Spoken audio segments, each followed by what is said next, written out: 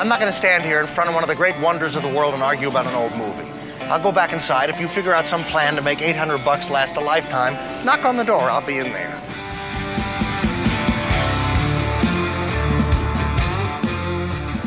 You're listening to the Keeping Your Money Show with Jamie Westenbarger and Bart Steinler. All right, welcome back to Keeping Your Money Show. Jamie Westenbarger, joined as always by Bart Steinler. If you're just tuning in, we're talking about collector cars. Are the values of those holding up as an actual investment, or is it really more of an emotional decision? If you miss any part of our show, I want to remind you can always find it on our website. Just go to keepingyourmoney.com. Coming up in a little bit, we're going to talk about small business owners. How can they afford to retire? And then we'll also have the founder and director of I Understand. Vonnie's going to come in and talk to us a little bit about that organization, which is part of our annual golf outing, which is just around the corner on July 25th. A couple spots still available. If you'd like to golf in that, you can go to keepingyourmoney.com/golf to register for that. Not only that, but at the golf outing, you get a chance to meet my brother, Waxahachie Mike. Oh, yes. Providing he gets on the right plane this year. Outstanding. Yes. So yeah, he was supposed to golf last year and he didn't make it, right? Right. He ended up having his flight come in to Grand Rapids on the afternoon of the golf outing. That's right. So yep, I remember that. It was a oops.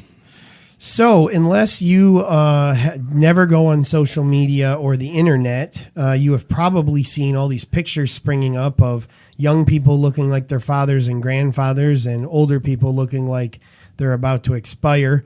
That is thanks to an app that's actually been around for a couple years, but it's kind of gotten real popular. Yeah, it's kind of gotten hot again. And that is called Faceapp. And I don't want to spend this time talking about this particular app in general, because quite frankly, I don't know the parameters of it. There's a lot of privacy things you give up to use any app. Okay.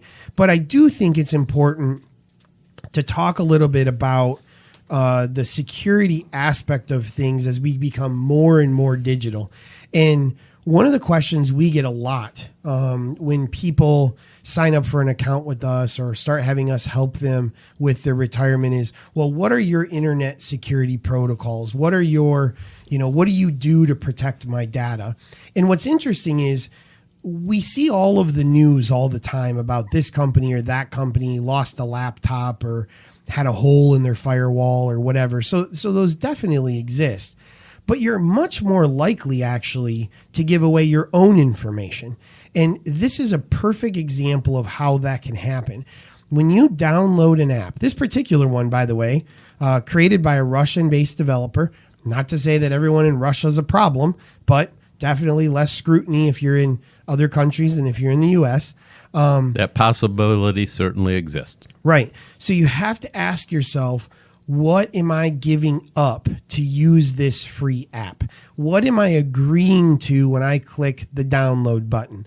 And you need to read those types of things because unfortunately, you can be giving up a lot. You can be giving up access to all your contacts. You could be giving up access to all of your photos, all of your information. Potentially, if it's a unscrupulous developer that has developed this app, you could even be giving up things like keystrokes. Well, keystrokes turn into passwords and can easily create a situation where someone could potentially access accounts because you probably access those on your phone. Wow, that's a lot. That's a lot to think about. And so you weigh that against what am I really getting by downloading this app? Right. And a lot of times what you're getting here is a little bit of entertainment value, a little bit of fun, but long term, this is probably something that is not going to give you much benefit at all. Well, and I think another example of this is the games that we see a lot of times pop up on Facebook. Mm-hmm. Like, take this quiz to find out, which Harry Potter character you're most like or whatever. And a lot of times, without people even realizing it, many of those questions, you're providing personal information about yourself. If it asks you what street you grew up on, that happens to be a security question for many financial companies. You're giving them information that you don't want to be giving to complete strangers. It's just, I see them all the time on Facebook. What would your name be if you were a pet? Fill out this information. It's like, no, stop giving this information away. Another thing too, a lot of times when you're doing something, they're asking for your Social Security number. Mm-hmm. And I had one recently, and I can't quite remember what the company was, but it was within the last 2 weeks, and I was on the phone trying to get something done, and they asked for my Social Security number. And I said, well, there's no income relationship here, so you don't need my Social Security number. And they said, well, it's one of the questions we're supposed to ask. And I said, well, it's one of the questions I'm not supposed to answer. Right.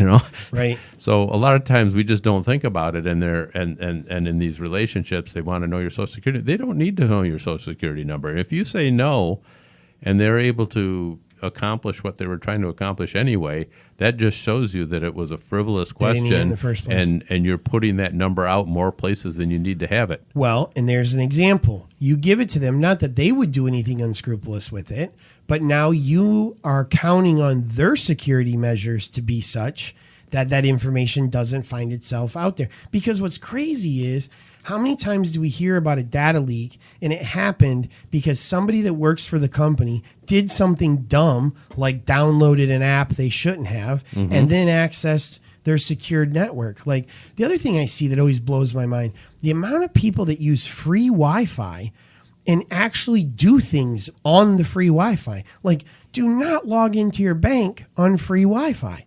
Do not log into your securities accounts on free Wi-Fi. That's a terrible idea.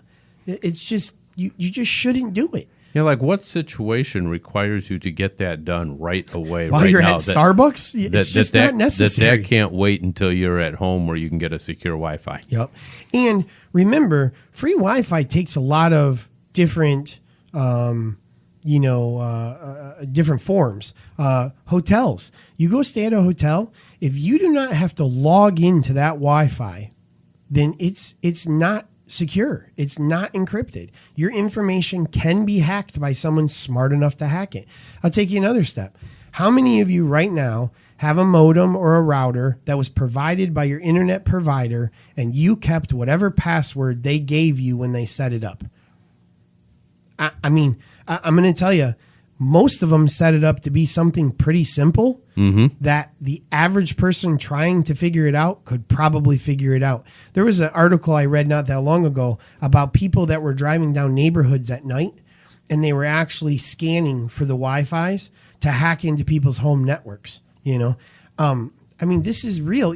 We take all of this stuff in. We stick an Amazon Alexa or a Google Home on our kitchen counter, and we don't think anything about it. And we connect it to our unsecured Wi-Fi, which we also happen to log into our bank every day when we get home on. And those, for the right individual, they have the ability to get into all of those things and create serious havoc on your life, for sure.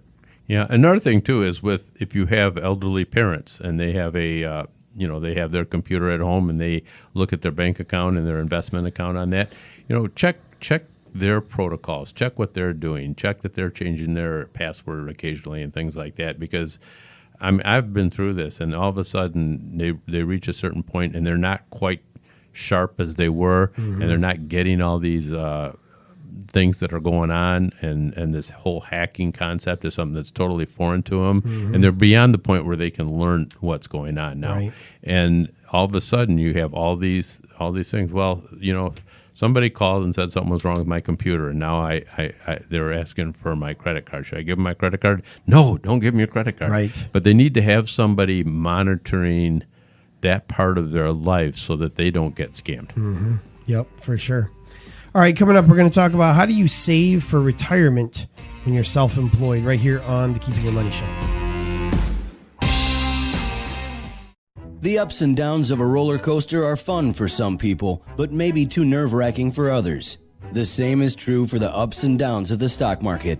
If your palms sweat when the market fluctuates, it may be time to reevaluate your investment choices. The ride to your financial future shouldn't keep you awake at night. Call the Keeping Your Money Show at 1-888-98-MONEY to get off the roller coaster and onto solid ground.